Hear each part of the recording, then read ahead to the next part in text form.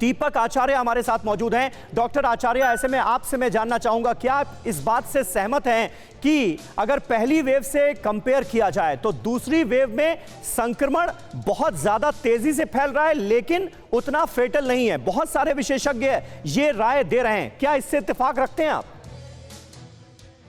समीर जी, बिल्कुल इत्तेफाक रखता हूँ इस बात से मैं। और पहली जो वेव आई थी उस समय हम लोग काफी हद तक जीत चुके थे, काफी हद तक केसेस बहुत डाउन हो चुके थे, लेकिन उसके बाद जो लापरवाही हुई वो फिर समझ के बाहर की चीजें हो गई हैं। आपको याद होगा कि उस समय में वो डिस्टेंस मेंटेन करने के लिए गोले बनाए जाते थे, तमाम तरह की चीज, लोगों ने मास्क कंपलसरी कर दिया था। लेकिन जब केसेस डाउन हो गए तो लोगों को लगा कि ये हवा है, कोई मतलब नहीं है, प्रोपेगेंडा है और सब बेवकूफ बनाया गया। और उन्होंने फिर उस चीज को अलग वे में लेना शुरू किया कि कोरोना वोरोना कुछ नहीं है। ये छोटी जगहों की बात भी कर रहा हूँ जहां पर इंफॉर्मेशन सही तरीके से नहीं पहुंच रही थी। अब ऐसा दौर आया कि लोगों ने लापरवाहियां की और वो फिर उतनी तेजी से स्प्रेड हुआ।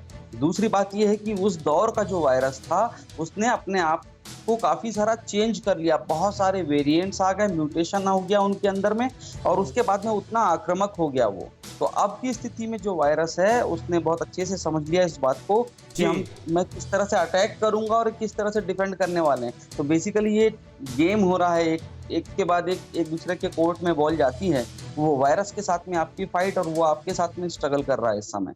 लेकिन इसमें सबसे जो बड़ी इंपॉर्टेंट बात होगी वो चेन को ब्रेक करने की बात होगी। लोगों को खुद को इंडिविजुअली समझना पड़ेगा। मैं हमेशा कहता हूँ इस बात को कि 1 साल से ज्यादा एक साल वक्त हो चुका है पूरा लोगों को वही सारे प्रोटोकॉल्स के बारे में समझाते हुए। बिल्कुल सही आप कह रहे हैं डॉक्टर आचार्य, बिल्कुल सही आप कह रहे हैं। और कहीं ना कहीं लापरवाही हुई है और होती जा रही है, जिसका खामियाजा इस वक्त देश को भुगतना पड़ रहा है और संक्रमण के आंकड़े बहुत तेजी से बढ़ रहे हैं। ऐसे में कंप्लीट लॉकडाउन हुआ, उसके अपने नुकसान हैं, उस पर भी हम विस्तार से बात करेंगे। फिक्र आपकी, सोमवार से शुक्रवार रात 9 बजे सिर्फ TV9 भारतवर्ष पर।